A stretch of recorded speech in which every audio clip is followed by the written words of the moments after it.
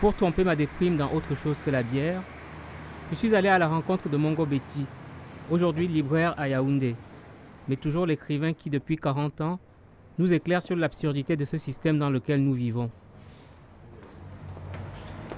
Dès l'indépendance du Cameroun, il s'est produit ceci, c'est que le gouvernement, le pouvoir de l'époque, n'avait aucune assise politique, populaire. Donc le pouvoir a surtout eu comme comment dirais-je, souci de lutter contre les opposants.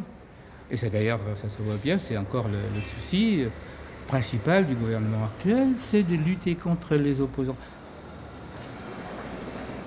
L'argent est utilisé à peu près uniquement pour faire la propagande du président et celle de son parti, mais pour faire des hôpitaux, pour former des policiers, pour former des professeurs, pour former des instituteurs. Il n'y a plus d'argent.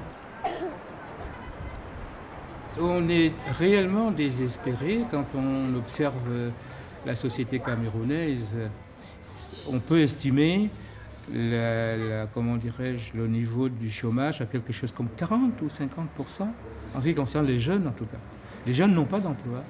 Rien, personne ne crée d'emploi. L'État ne fait rien. Vous pouvez voir dans la ville, il n'y a aucun chantier public dans une ville de 1 million d'habitants qui n'a pas de chaussée, qui n'a rien.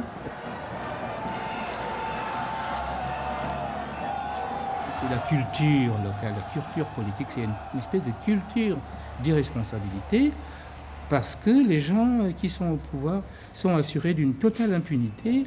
Et donc pourquoi voulez-vous qu'ils se décarcassent? Ils s'en fichent complètement. C'est propre à toutes les dictatures. Ça, c'est propre à toutes les dictatures. Partout où les gens sont dans une situation telle qu'ils savent qu'ils ne seront jugés par personne, ils sont irresponsables.